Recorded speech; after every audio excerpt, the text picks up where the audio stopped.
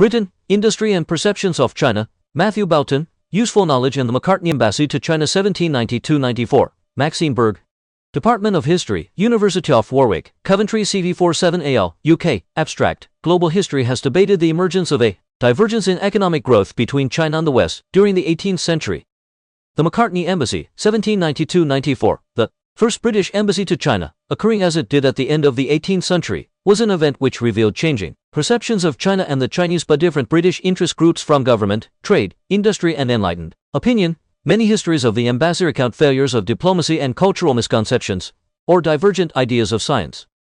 This article examines attitudes of British industry to the embassy through the part played in its preparations by the Birmingham industrialist Matthew Boulton, and revealed in correspondence in the Matthew Boulton Papers. The article uncovers debate among different interest groups over the objects and skilled personnel to be taken on the embassy.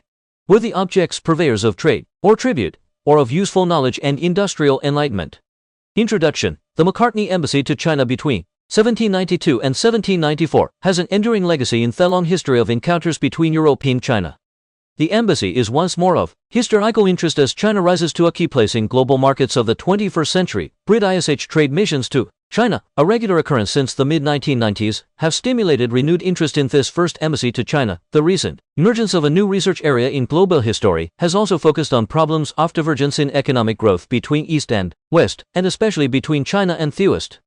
Historians debate the extent to which roots of such divergence were to be found in empire or in events and economic trends of the 18th century. The first embassy, occurring as it did at the end of the 18th century, was an event which revealed changing perceptions of China and the Chinese by different British interest groups from government, trade, industry and enlightened opinion. Separate historiographies have produced different narratives of the embassy. The British goal of opening a permanent embassy in China after Macartney's meeting with the Qianlong Emperor failed, and interaction with China remained confined to trade mainly via the East India Company through Guangzhou, Canton. Historians of China have treated the embassy as a failure of understanding by the West of China's achievements, of her attitudes to the wider world, and of her own framework of diplomatic relations.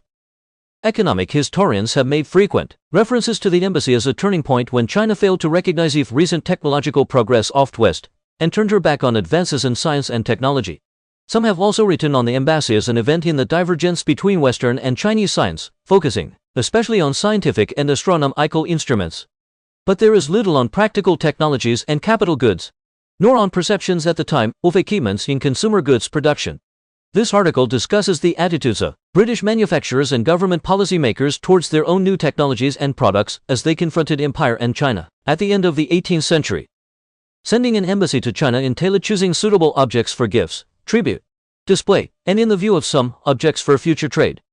The purpose of such gifts was to impress, to engage interest and curiosity, and to provide pleasure and thus to open personal friendship as a way to foster international connections. Although the events of the embassy have been frequently recounted, there has been less consideration of the objects taken on the embassy. A listing and valuation of these objects is in the papers on the embassy in the East India Company records. There is also a small but significant correspondence in the views of a major British industrialist, Matthew Boulton, and of Britain's foremost industrial lobbyist at the time, Samuel Garbett.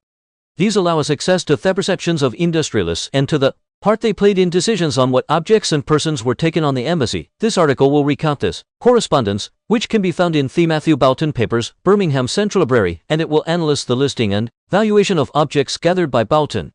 It will argue that the projected embassy was an opportunity for an industrial and scientific exhibition, a showcase of Rhodes and especially Britain's industrial enlightenment as recently conceptualized by Joel Mokyr in his The Gifts of Athena. The failure of the expedition was a failure in diplomacy, geopolitics and cultural understanding for its British participants. It was also, however, a failure to grasp the opportunity to display new British products and technologies as a part of enlightened scientific progress. The aims of the expedition and the goods taken on it instead depicted confused issues of empire, tribute, commerce and science. The gifts ultimately chosen for the embassy differ from those that would have conveyed Britain's distinctive advantages and prospects. Macartney's own views on what he was doing and what he saw, his correspondence with Britain's industrial leaders, notably Samuel Garbett and Matthew Boulton, and the descriptions and lists of items both considered for and eventually taken to China need to be added to the official accounts. The article first sets out European perceptions of China's place in world trade in the 17th and 18th centuries, followed by a summary of the events of the Macartney Embassy. Aspects of the embassy will then be addressed in some depth. The embassy as a display of enlightenment. The background of the embassy in trade and empire, and the preparations of the embassy, especially in gathering objects and people.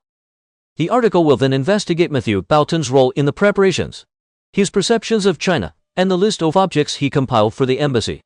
This list will be compared with the list of objects actually taken, and the article concludes with a discussion of British manufacturers' perceptions of potential markets in China and how they could be developed.